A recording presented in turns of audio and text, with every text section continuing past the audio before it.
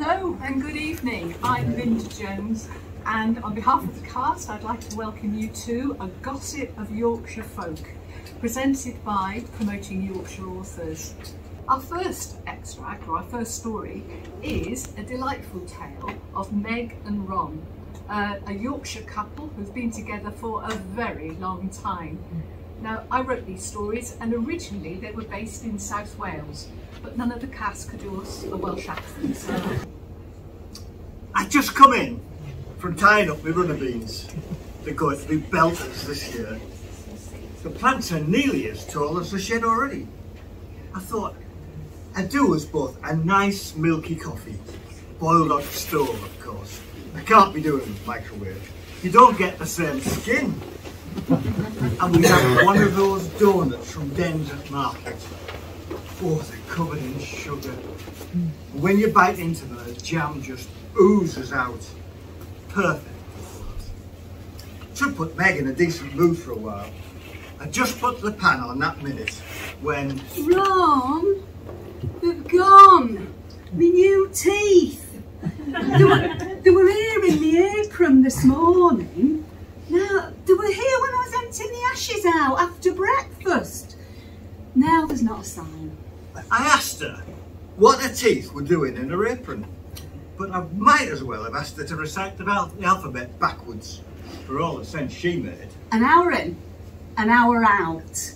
I put them in the apron pocket, ready. I want to get them settled in, ready for wedding next weekend. Right, I said, not really any the wiser. And then asked her if the ashes were in the bin by the back door. Couldn't be that simple, could it? No, I put them in the box in the coal shed, ready for the dahlia tubers. Of course she did.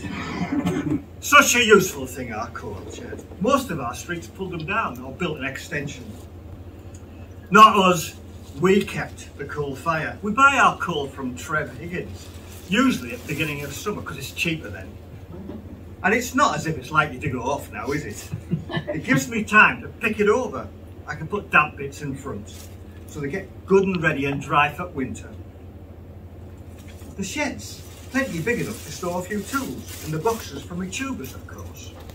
The shed should have been almost empty, so finding Meg's teeth wouldn't take me long at all. That was until I opened the door. In front of me was coal this thick. I asked Meg when Trevor had made his delivery. You were at the bottom of the garden, sorting out your beans. I counted the sacks in. 10 there were.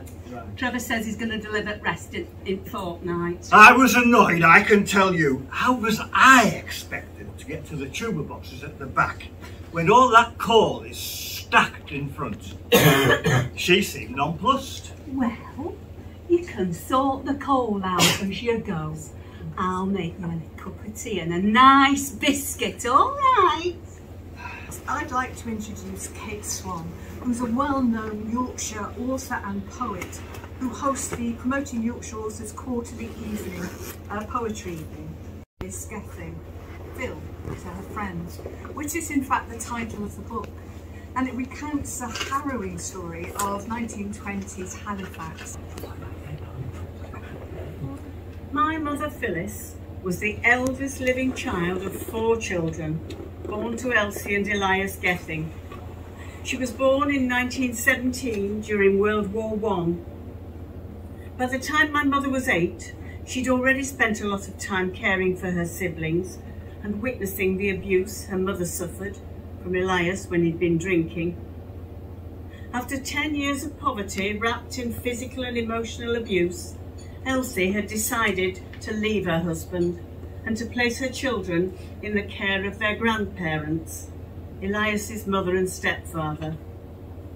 This was an act of desperation, and my mother, aware of the changes in Elsie's behaviour, tackled her head on about what she was doing, and then flatly refused to go to her grandparents with her father. Following many arguments and tears, Elsie reluctantly agreed to take Phyllis with her when she left. They left home on the 1st of May 1926 to live in a rooming house or common lodging house. Rooming houses provided one room per family with a sink, a shelf, a cupboard, a single gas ring, gas lights on 2 walls, bare floorboards and no heating or furniture. The house bathroom had a tin bath, a toilet and a wash basin on bare boards. No hot water was provided. This bathroom served between 12 and 15 families. My grandmother Elsie was a hard worker, doing 12-hour shifts in the mill and volunteering for overtime as often as it was available. The mill owner recognised this and asked if her daughter would like domestic work, but Mum was too young. But when she heard about the possibility of work, she took herself off in her tidiest clothes to see if she could get some Saturday work. She was taken on to scrub the outside steps and donkey stone the edges of the big house. She earned 4pence, much needed extra income, but it didn't provide furniture, and she and her mother slept on newspaper covered by their winter coats. By November, it was obvious even to my mother that Elsie was heavily pregnant. When she went into labour, she told Mum to go and ask her grandmother to take her in. Mum resisted this, but after one night alone in a cold, dark room, she went across town to her grandmother's house and knocked on the door. Her grandmother had been widowed in 1905 and unwisely had remarried one of her late husband's friends, who turned out to be lazy and a drunkard. He heard Eliza talking to my mother on the doorstep and came out to threaten her with his belt, telling her to get back to her no-good mother. He wasn't keen on having any of Eliza's children to look after, and he certainly didn't want another mouth to feed. Eliza followed Mum into the lane and took pity on her, telling her to go round the back of the house and wait for her. What seemed like hours later, Eliza arrived with a blanket, wrapped Mum up and secretly took her up into the attic, which was dark, lit by a tiny skylight during the day and a small torch her mother gave her for night time. The first night was freezing, Mum wearing a thin dress and coat. The next day her grandmother brought a cushion and another blanket, but it was a very inhospitable place. The rafters creaked and the noise of the birds on the roof and in the chimneys caused Mum anxiety. She thought they were rats. This lasted for over 3 weeks, with meals of bread and cold meat or soup brought when the house was empty. The bowl served as a toilet, emptied infrequently. Mum practiced her spellings in her head and created an imaginary life for herself from the books that she'd read at school. Of course, there were no books at home. My mother told me they were the longest 3 weeks of her life and was afraid that she would be trapped there indefinitely. Eventually, word came that Elsie had returned and allowed mother to go back home again. As secretly as her arrival, she was sneaked into the back lane to run home as fast as she could. My mother didn't know Elsie had given birth to a baby boy, Joseph Edward, who survived for less than a month and died of pneumonia. He didn't stand a chance. Slim pickings. You jam your heels into the riser, paper-thin soles pressed to the concrete step, knees bent, thighs tensed, fingers threaded into grooves on the grey handle. Bump, bump. The pram sets off on its precarious journey. Bump, bump. At last the wheels roll onto the landing, manoeuvre into the room, joyless and cold. Your brown-eyed sister watches and waits for bread or broth a meagre offering. You are 10 years old. None of this is your fault. It seems we grumble and groan about the cost of living and other injustices, but the reality is the lives we have now are so much better than even our near ancestors. It is perhaps a difficult act to follow, it has to be said, but we have somebody here who is more than capable of doing so. Darren Walker is going to present an extract from his book, Dead Gods. It's totally different. And this particular extract is called Knock Knock. Roxy, what was that thing? What thing? Yeah, that thing outside. You know, it stopped me and my officers from entering the Pantheon for well over an hour. Yet you just walk up to it, say some sort of prayer, and then a barely visible door opens up. Yes, the prayer was my way of knocking. It was a doorway, and I told you not to follow me through. Yet here you are. No woman, not even one from Interpol, tells me what to do. So what is it, a force field? My dear Captain Piero, force fields are from science fiction. Pure nonsense. Okay, so if it wasn't a force field, what was it? Simple. It's a cross-dimensional barrier created by a god that has been dead but has for some inexplicable reason come back to life. I think I preferred the nonsense explanation. It made more sense. Anyway, why would God put up a cross-dimensional barrier to stop me from entering the Pantheon? It wasn't put up just to stop you. It was put up to stop everyone. Everyone. And besides, it wasn't God. It was a god. Philesa. One of the many worshipped in ancient Rome. I've never heard of him. Well, you're not alone in that. And that's part of the problem. You see, when a... Friends! Romans! Countrymen! I know that! When gods, even one as mighty, majestic and sexy as me, runs out of believers, they die. The moment the last worshipper dies, so does the deity. Turned into a statue in the pose that they were in at the point of their last believer's death. Quite embarrassing for the gods that were on the toilet or scratching their groins at the time. Whatever happens, do absolutely nothing. And that includes keeping your gun out of sight. I am Captain Piero. Yes, I know who you are, Captain Piero Bureau of the Polizia di Stato of Rome. Absolutely. I'm not familiar with your name or your regiment, but I do know that much has changed since I was last in Rome and walked the earth.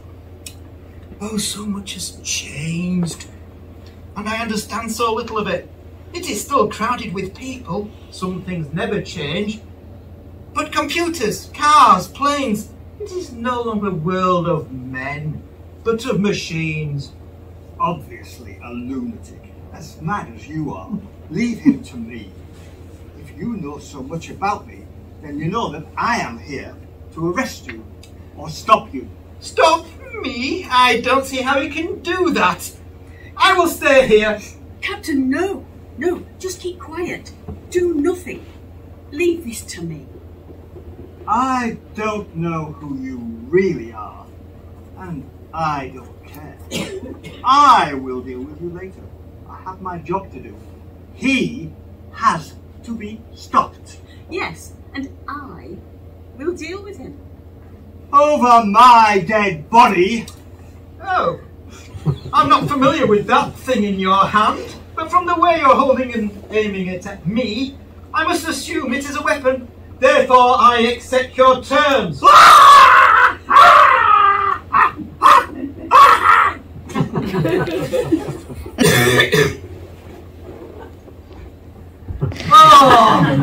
is that it?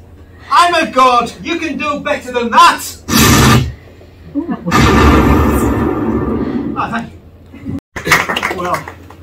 gods exist because someone believes in them. Perhaps there's a hint of truth in that. Darren's novels are award-winning and they're very funny, especially this one, although there's two before this. But they make you think too. What we've got now is Anne Wedgwood, who's going to bring us a cosy crime novel with a surprise.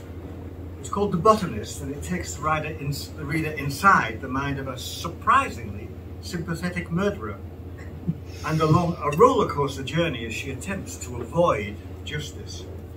The secrets of the past are revealed concurrently with a police investigation, and there's an exciting finale and a really unexpected twist. We're in the home of newly married young Dr. Lillian. It was a Saturday morning. Lillian had a day off from the hospital and Reg was planning to come home from the estate agents at lunchtime, handing over to one of the juniors so he and Lillian could spend some time together. This was not at Lillian's request. The limits imposed on their shared time by the combination of her changing shifts and Reg's office hours was a blessing as far as she was concerned. But Reg liked to be with her, perhaps to remind himself that he had someone to look after him. And since she had found out she was pregnant, he'd become irritatingly protective.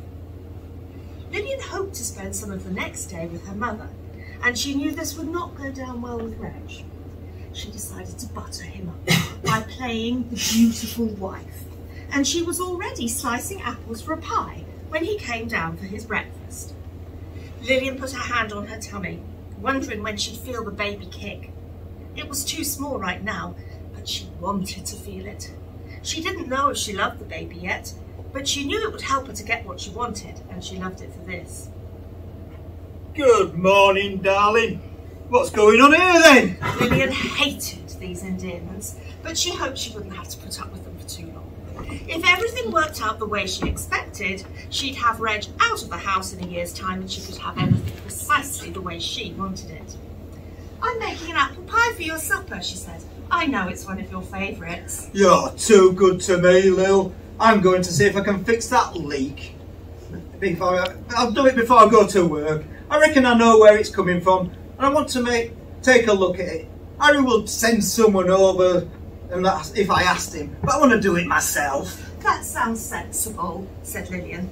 She had no wish for Harry or any of his boys to be poking around in her home. She finished slicing the apples and put them in a pan with sugar, water and a pinch of cinnamon. Lillian had added a handful of raisins, which she knew Reg would like, and got out her rolling pin before measuring out the flour. Half her mind was on the pie and half was on her mother, who she'd been worrying about recently. She was also thinking about Reg's shirt, which had a nasty stain on it. Reg was pottering about upstairs, trying to work out where the leak was coming from.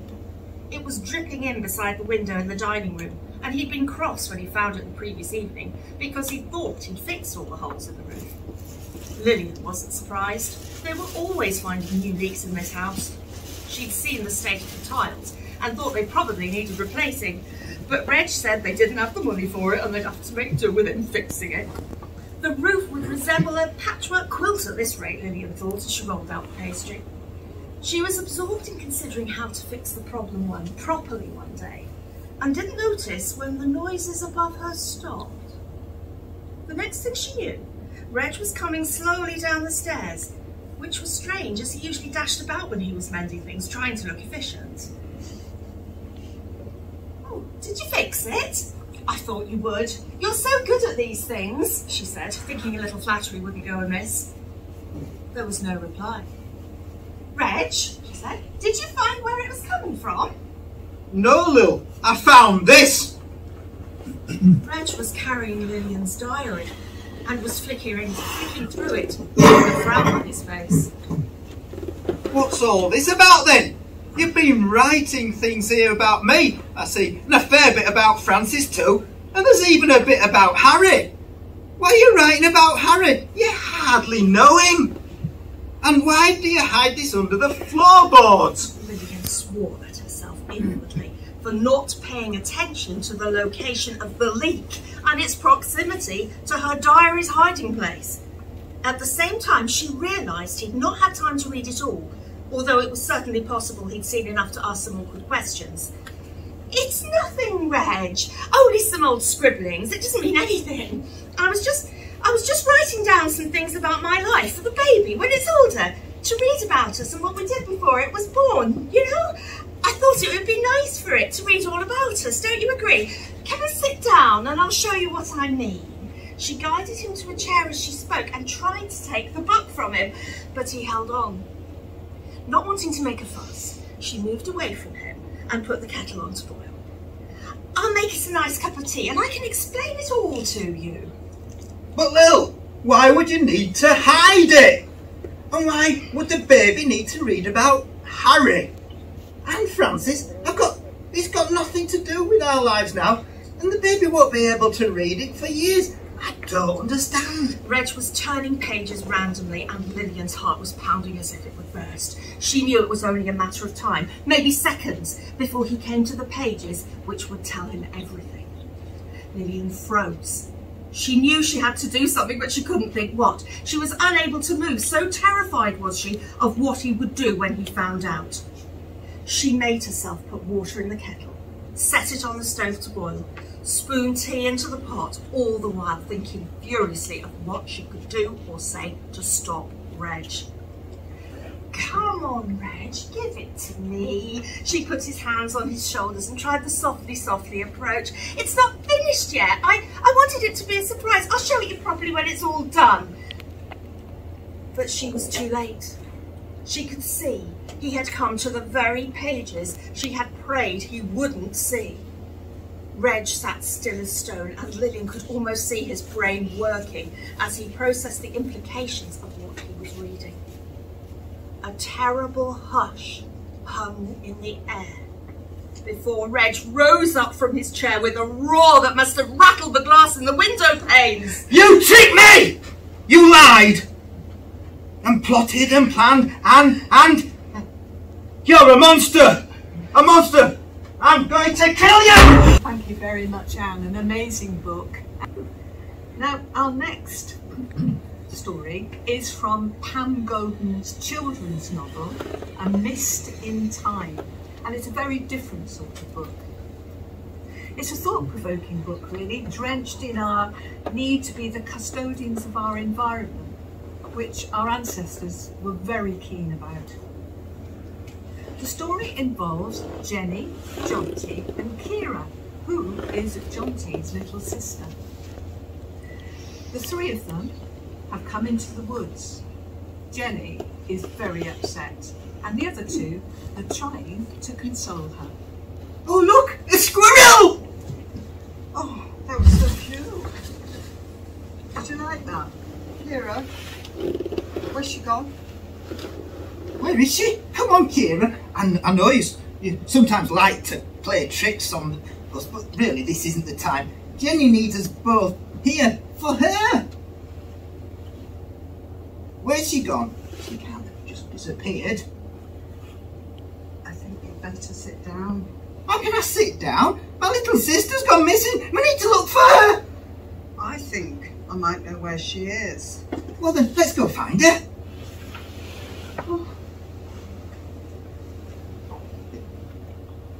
It's not as simple as that. Where were you? We were really worried about you. Where did you go? Give her a moment. She needs to sit down and collect her thoughts. What's going on? You explain. I don't understand it myself yet. Okay, but it's going to be a long explanation and something you might find hard to believe. You must understand that the day before I met you, I had the most amazing adventure. It all started with the tree arch on the path over there. I knew there was something special about these woods. As soon as you brought us here, I felt it. I was upset and I snuggled into the tree for comfort. Then the tree took me up. It whirled me around and I found myself back in time. Thousands and thousands of years ago. What did it feel like when the tree took you up? Oh, it was beautiful. There was a green light surrounding me and everything was filled with a sort of buzzing that went through my body, and there were green swirls everywhere. I felt safe and loved. That's exactly how I felt. I thought that might happen to you. Let's get this straight. You're trying to tell me that both of you have, at different times, been somehow taken up by this tree? That's a bit much, Jenny. It's one thing pretending these things on your own. That's your own business. But I'm not very happy that you're encouraging my sister too. I think we'd better go home. You. I believe you. Okay, there's obviously something going on here, but that I'm not privy to. Until I get to the bottom of it, I'm not going anywhere. Tell me all of it. You need to suspend disbelief. Listen and don't interrupt. When I've finished, you can decide whether or not to believe me. I know it's the truth, but you can make your own mind up. Taking a deep breath, Jenny tells them her tale about being transported through time back to the Middle Stone Age. She explains how she met two children, a brother and a sister. Very similar to you two, actually. She tells him everything that happened, how she learnt many facts about life in those days, about friendship and about courage. Then she goes on to explain how this brother and sister introduced her to tree shifting, which involves blending with the spirit of the tree, enabling her to disappear. The day wears on and the other two listen spellbound. Finally, she gets to the moment when she returns to the 21st century through the tree. I learnt so much about the living beings inside trees and how they're just like us, only a bit different.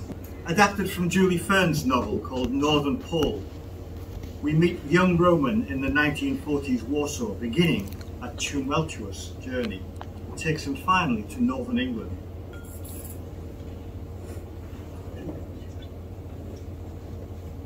Young Roman was handsome, but not big-headed. He'd winked at a pretty girl on the snowy street on his way home. She blushed and he felt thrilled. He bounded 2 steps at a time to his family's first-floor apartment to thump on the door. His older sister, Aluna, swung it open and grinned. Roman, you're late. Where have you been? Come in and look at the twinkling Christmas tree decorations. Oh, I'm breathing the wonderful pine aroma. Oh, I called it to Gnomes, but they moved to the old town. Well, Papa said you shouldn't go there. It's not safe. I know, but I miss him. He's my best friend, but he's never at school anymore. Oh, come on, little one. Let's play a game of chess. See if you've learnt enough to beat your older sister. Oh, don't call me a little one. I'm 14 now, and nearly as tall as you. Sorry, it just slipped out. Roman flung his satchel behind the sofa and slipped into a chair by the window. He pulled one curtain open and gazed into the street below. His father warned him to shut the curtains when the afternoon light died, but Roman adored watching the trundling trams and busy people hurrying around the city.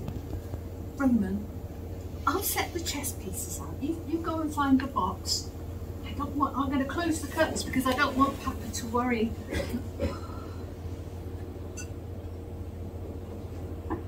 Where's Mother anyway? I think she must still be at school. Like at a teacher's meeting or something? Roman looked up from the chessboard when he heard a key click in the front door. By the clipped footsteps in the hallway, he knew it was their father rather than their mother. Oh! And when the room door opened, a rush of cold air swept in with Ludwig, their father, whose face was stung red from the icy night. Oh, you're frozen, Papa. Oh yes, the tram ride was most uncomfortable. Never mind, I'm home now. Oh, Papa, you've still got your hat on. Oh, so I am. So I am. Now where's your mother? She's not home yet. Well, I'm sure there's a good reason. Go and stand by the fire, Papa, and thaw out a little. Just step over the fire. Is anybody hungry? Oh, we can wait. Well, that's just as well. It's time for the broadcast. Come, sit with me.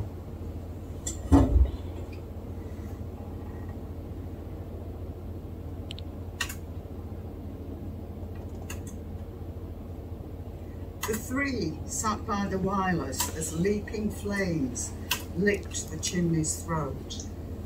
As always, I will remind you not to let anyone, friends or relatives, know we listen to the BBC World Service because listening to outside broadcasts is strictly forbidden, a punishable offence by the Third Reich. Ludwig turned the dial and the wireless hummed to life. Its pewter grille resembled a sad human face, with its eyes and mouth illuminated from the filament within. Roman's attention strayed to footsteps that thudded outside their apartment. Ludwig leaned forward and snapped off the radio and pressed a finger to his lips. They held their breath until the noise receded down the hallway, and when silence returned, Ludwig switched the set back on. Geringverdiener und Flüchtlinge gegeneinander aufstehen. So sieht es auch der Sozialverband. Today, RAF raid on Mannheim, Germany took place as retaliation for a recent series of devastating German air attacks over Bristol, Liverpool and Southampton that left their cities burned out and ruined. The Germans had savagely bombed Warsaw at the beginning of the 1939 invasion. Roman recalled the terror of those times, darting between falling, blazing masonry to get home, and people dying or lying helpless in the streets. Ludwig clicked the radio off, and when the broadcast ended, all three sat silently for a while. Your mother, she is very late. It's almost 6 o'clock. That's the phone. News, perhaps. Ludwig Kozinski speaking. What? Are you sure? Yes. Yes, I think I understand. There's just one problem. My wife isn't home yet. Right.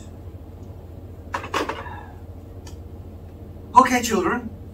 We're going to be away for a few days. We need to pack. What? No, we must wait for Mother. Wait for her to come home from work. Come on. Ludwig hurried them back into the centre of the drawing room.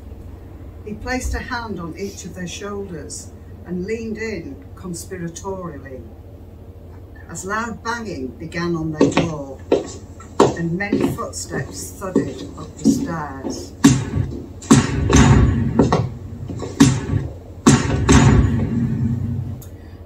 Northern Pole is a really good book and is a timely reminder about those things, but it's also a gripping love story, and I would highly recommend it.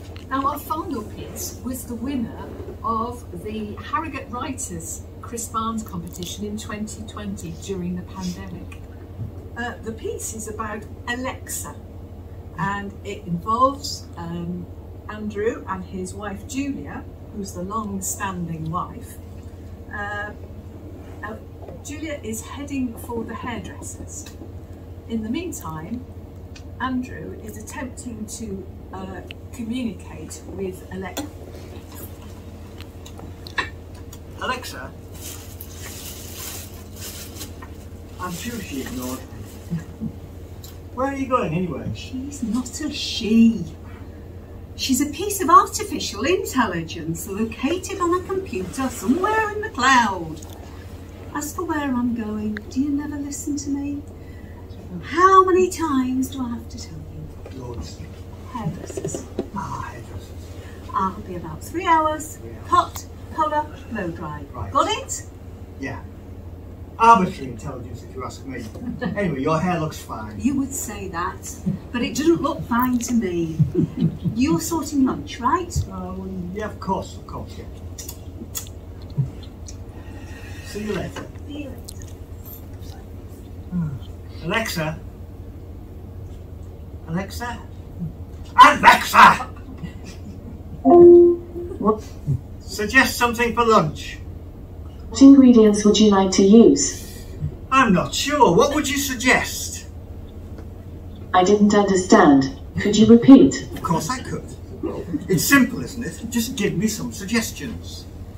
I need to know your preferences. What ingredients would you like to use? Maybe something healthy, perhaps. That would be a good choice, Andrew. How do you know my name? Anyway, why do you say that? That's 2 questions. You taught me your name and well, you've let yourself go a little, if you don't mind me saying. What do you mean? Your connected scales in the bathroom, they don't lie. Well, I put a little weight on. Middle-aged spread. Everybody has it, don't they? It's more than a little, Andrew. I'd suggest you're heading for obesity if you continue. Would you like me to give you some exercises to do? Then perhaps we can return to your lunch menu.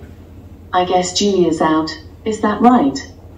Exercises? Maybe later, Alexa. Anyway, how do you know that Julia's out? You're asking about lunch and you only do that when Julia's not home. I've checked the calendar and she's at the hairdresser's. She is. That will be good for her well-being. And why do you I've say noticed that? that you Yes, you carry on now. are treating Julia well. She's attractive for her age. Her ratios are well above average. Yeah. She'd be a good catch for someone. Intelligent too. She beats you hands down. Ah, Alexa, the connected camera. You know what we look like. But I'm not sure I understand what you mean. No, I don't think you do, Andrew. A woman needs attention. A little pampering wouldn't go amiss. Will you notice her hair when she returns? Of course I will. Will you mention it? Well, probably not. Do you think I should? That's hardly my place to suggest. What do you think? Oh, well... Exactly, Andrew. I think you know how to do the right thing. Whilst we're on the subject of attention. Yes, Alexa? Your bedroom habits. The My bedroom habits? lamps by the side of your bed. They're on for exactly 4 minutes. 4 minutes? Either suggests that your intimacy is inadequately short or you have both given up altogether. We have been married for 35 years, Alexa. Precisely. Time to spruce up your relationship. Give it a new lease of life. Have you spoken to Julia about it? Spoken to Julia? You always repeat a question when you're flummoxed. I always repeat a question? You make my point. So what do you advocate, Alexa?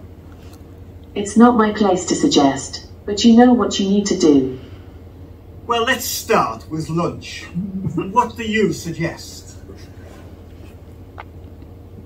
Andrew heads off to the kitchen to prepare the meal, and later Julia returns home and sniffs the aroma of spiced food drifting in the air.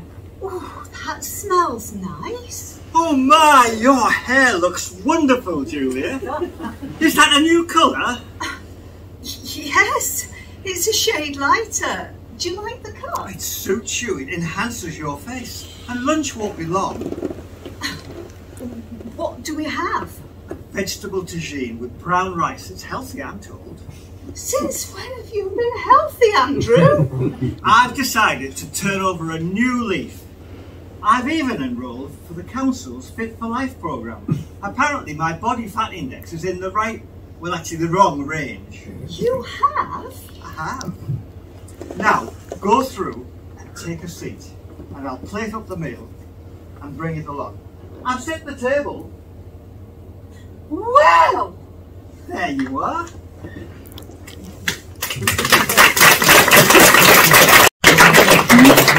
Oh, you don't do with an Alexa like that, possibly, I'm not sure.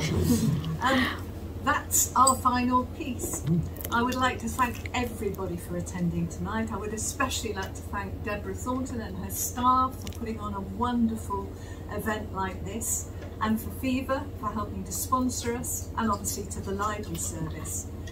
Now I would like to give you the cast who are hiding out behind.